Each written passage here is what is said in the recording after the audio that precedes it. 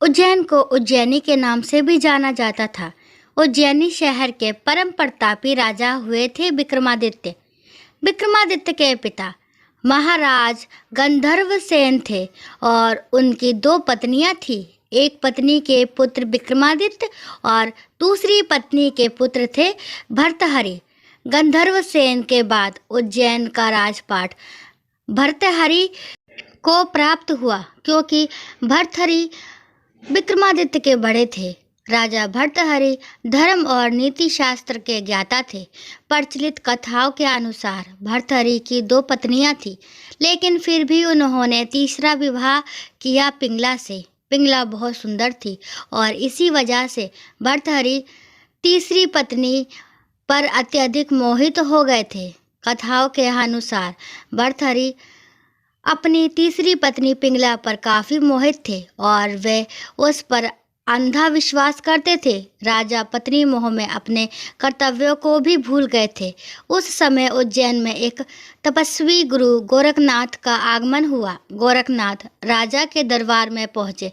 भर्तहरि ने गोरखनाथ का उचित आदर सत्कार किया। इससे तपस्वी गुरु अति प्रसन्न हुए। प्रसन्न होकर गोरखनाथ ने राजा को एक फल दिया और कहा कि ये खाने से वे सदैव जवान बने रहेंगे, कभी बुढ़ापा नहीं आएगा, सदैव सुंदरता बनी रहेगी। ये चमत्कारी फल देकर गोरखनाथ वहाँ से चले गए। राजा ने फल लेकर सोचा कि उन्हें जवानी और सुंदरता की क्या आवश्यकता है। चूंकि राजा अपनी तीसरी पत्नी पर अत्यधिक मोहित थे, अतः उन्होंने सोचा कि यदि ये फल पिंगला खा लेगी तो वह सदैव सुंदर और जवान बनी रहेगी। यह सोचकर राजा ने पिंगला को वह फल दे दिया। रानी पिंगला भर्तहरि पर नहीं बल्कि उसके राज्य के कोतवाल पर मोहित थी। ये बात राजा नहीं जानते थे। जब राजा ने वह चमत्कारी फल रानी को दिया तो रानी ने सोचा कि ये फल यदि कोतवाल खाएगा तो वह लंबे समय तक उसकी इच्छाओं की पूर्ति कर सकेगा। रानी ने यह सोचकर चमत्कारी फल कोतवाल को दे दिया। वह कोतवाल एक वैश्या से प्रेम करता था और उसने चमत्कारी फल उसे दे दिया ताकि वैश्या सदैव जवान और सुंदर बनी रहे। वैश्या ने फल पाकर सोचा कि यदि वह जवान और सुंदर बनी रहेगी तो उसे ये गंदा काम हमेशा करना पड़ेगा। नरक समान जीवन से मुक्ति नहीं मिलेगी। इस फल की सबसे ज़्यादा ज़रूरत हमारे राजा को है। राजा हमेशा जवान रहेगा तो लंबे समय तक प्रजा को सभी सुख सुविधाएं देता रहेगा। ये सोचकर उसने चमत्कारी फल राजा को दे दिया। राजा वह फल देखकर हतप्रभ रह गया। राजा ने वैश्या से पूछा कि ये फल उसे कहाँ से प्राप्त हुआ। वैश्या ने बताया कि ये फल उसे कोतवाल ने दिया है। भर्तहरि ने तुरंत कोतवाल को बुला लिया। सख्ती से पूछने पर कोतवाल ने बताया कि ये फल उसे रानी पिंगला ने दिया है। जब भर्तहरि को पूरी सच्चाई मालूम हुई तो वह समझ गया कि पिंगला उसे धोखा दे रही है। पत्नी के धोखे से भर्तहरि के मन में वैराग्य जाग गया और वह अपना संपूर्ण राज विक्रमादित्य को सौंपकर उज्जैन की एक गुफा में आ गए। इसी गुफा में भर्तहरि ने 12 वर्षों तक तपस्या की थी। राजा भर्तहरि की कठोर तपस्या से देवराज इंद्र भयभीत हो गए। इंद्र ने सोचा कि भर्तहरि वरदान पाकर स्वर्ग पर आक्रमण करेंगे। ये सोचकर इंद्र ने भर्तहरि पर एक विशाल पत्थर गिरा दिया। तपस्या में बैठे भर्तहरि ने उस पत्थर को एक हाथ से रोक लिया और तपस्या में बैठे रहे। इसी प्रकार कई वर्षों तक तपस्या करने से उस पत्थर पर भर्तहरि के पंजे का निशान बन गया। ये निशान आज भी भर्तहरि की गुफा में राजा की प्रतिमा के ऊपर वाले पत्थर पर दिखाई देता है। ये पंजे का निशान काफ़ी बड़ा है, जिसे देखकर सहज ही अंदाज़ा लगाया जा सकता है कि राजा भर्तहरि की कद काठी कितनी विशाल कह रही होगी। भर्तहरि ने वैराग्य पर वैराग्य शतक की रचना की, जो कि काफ़ी प्रसिद्ध है। इसके साथ ही भर्तहरि ने श्रृंगार शतक और नीति शतक की भी रचना की। ये तीनों ही शतक आज भी उपलब्ध है और पढ़ने योग्य है। उज्जैन के राजा भर्तहरि के पास 365 पाक शास्त्री यानी रसोइये थे, जो राजा और उसके परिवार और अतिथियों के लिए भोजन बनाने के लिए एक रसोइये को वर्ष में केवल एक ही बार भोजन बनाने का मौका मिलता था। लेकिन इस दौरान भर्तृहरि जब गुरु गोरखनाथ जी के चरणों में चले गए तो भिक्षा मांगकर खाने लगे थे।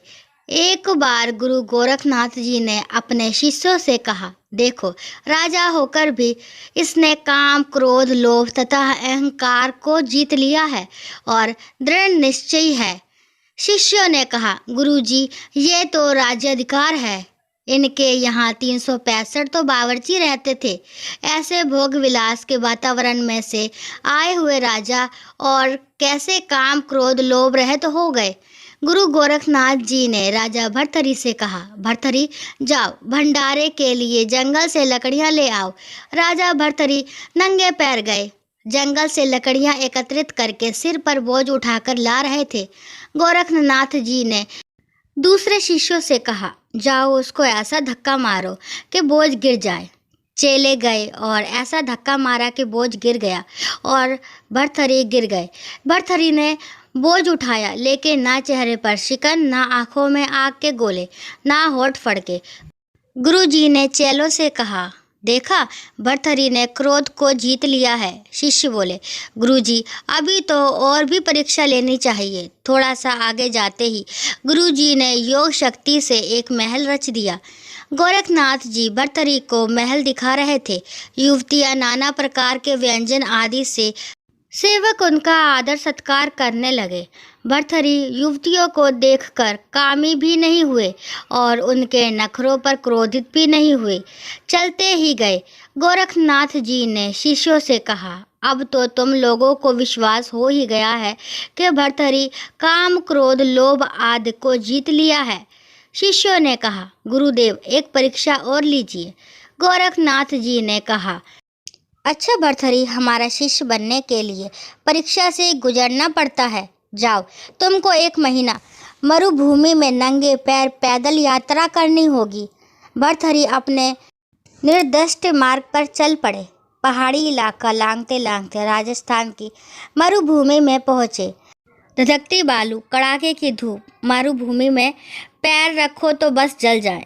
1 दिन, 2 दिन यात्रा करते करते 6 दिन बीत गए। 7वें दिन गुरु गोरखनाथ जी अदृश्य शक्ति से अपने प्रिय चेलों को भी साथ लेकर वहां पहुंचे। गोरखनाथ जी बोले, देखो, ये भर्तृहरि जा रहा है। मैं अभी योग बल से वृक्ष खड़ा कर देता हूँ। वृक्ष की छाया में भी नहीं बैठेगा। अचानक वृक्ष खड़ा कर दिया। चलते चलते भर्तृहरि का पैर वृक्ष की छाया पर आ गया तो ऐसे उछल पड़े मानो अंगारों पर पैर पड़ गया हो। मरुभूमि में वृक्ष कैसे आ गया? छाया वाले वृक्ष के नीचे पैर कैसे आ गया? गुरु जी की आज्ञा थी मरुभूमि में यात्रा करने की। कूदकर दूर हट गए। गुरु जी प्रसन्न हो गए कि देखो कैसे गुरु की आज्ञा मानता है। जिसने कभी पैर गलीचे से नीचे नहीं रखा, वह मरुभूमि में चलते चलते पेड़ की छाया का स्पर्श होने से अंगारे जैसा एहसास करता है। गोरखनाथ जी दिल में चेले की दृढ़ता पर बड़े खुश हुए, लेकिन और शिष्यों के मन में ईर्ष्या थी। शिष्य बोले, गुरुजी, ये तो ठीक है, लेकिन अभी तो परीक्षा पूरी नहीं हुई। गोरखनाथ जी रूप बदलकर भर्तृहरि से मिले और बोले, जरा छाया का उपयोग कर लो। भर्तृहरि बोले, नहीं, मेरे गुरुजी की आज्ञा है कि नंगे पैर मरुभूमि में चलूं। गोरखनाथ जी ने सोचा, अच्छा, कितना चलते हो देखते हैं। थोड़ा आगे गए तो गोरखनाथ जी ने योग बल से कांटे पैदा कर दिए। ऐसी कटीली झाड़ी के कंथा फटे पुराने कपड़ों को जोड़कर बनाया हुआ वस्त्र फट गया। पैरों में शूल चुभने लगे। फिर भी भर्तृहरि ने आहा तक नहीं की। भर्तृहरि तो और अंतर्मुख हो गए। ये सब सपना है। गुरु जी ने जो आदेश दिया है वही तपस्या है। ये भी गुरु जी की कृपा है। अंतिम परीक्षा के लिए गुरु गोरखनाथ जी ने अपने योग बल से प्रबल ताप पैदा किया। प्यास के मारे भर्तृहरि के प्राण कंठ तक आ गए। तभी गोरखनाथ जी ने उनके अत्यंत समीप एक हरा भरा वृक्ष खड़ा कर दिया, जिसके नीचे पानी से भरी सुराही और सोने की प्याली रखी थी। एक बार तो भर्तृहरि ने उसकी ओर देखा और तुरंत ख्याल आया कि कहीं गुरु आज्ञा भंग तो नहीं हो रही है। उनका इतना सोचना ही हुआ कि सामने से गोरखनाथ आते दिखाई दिए। भर्तृहरि ने दंडवत प्रणाम किया। गुरुजी बोले, शाबाश भर्तृहरि, वर मांग लो, अष्ट सिद्धि दे दूं, नवनिधि दे दूं। तुमने सुंदर सुंदर व्यंजन ठुकरा दिए। युवतियां तुम्हारे चरण पखारने के लिए तैयार थी, लेकिन तुम उनके चक्कर में नहीं आए। तुम्हें जो मांगना है वो मांग लो। भर्तृहरि बोले, गुरुजी बस आप प्रसन्न हैं, मुझे सब कुछ मिल गया। शिष्य के लिए गुरु की प्रसन्नता सब कुछ है। आप मुझसे संतुष्ट हुए। मेरे करोड़ों पुण्य कर्म और यज्ञ तप सब सफल हो गए। गोरखनाथ जी बोले, नहीं भर्तृहरि, अनादर मत करो, तुम्हें कुछ ना कुछ तो लेना ही पड़ेगा, कुछ ना कुछ मांगना ही पड़ेगा। इतने में रेती में एक चमचमाती हुई सुई दिखाई दी। उसे उठाकर भर्तृहरि बोले, गुरुजी कंठा फट गया है, सुई में ये धागा पिरो दीजिए ताकि मैं अपना कंठा सी लूं। गोरखनाथ जी और खुश हुए कि हद हो गई, कितना निरपेक्ष है। अष्ट सिद्धि नवनिधियां कुछ नहीं चाहिए। मैंने कहा कुछ मांगो तो बोलता है कि सुई में जरा धागा डाल दो। गुरु का वचन रख लिया, कोई अपेक्षा नहीं। भर्तृहरि तुम धन्य हो गए। कहा उज्जैनी का सम्राट नंगे पैर मरुभूमि में 1 महीना भी नहीं होने दिया, 7-8 दिन में ही परीक्षा से उत्तीर्ण हो गए। दोस्तों, आशा करती हूँ ये कहानी आपको पसंद आई होगी और ऐसी ही कहानियाँ सुनने के लिए प्लीज़ मेरे चैनल को लाइक शेयर सब्सक्राइब करना ना भूलें और कहानी के बारे में जो विचार है कमेंट बॉक्स में ज़रूर बताएं। कहानी को लास्ट तक सुनने के लिए थैंक यू।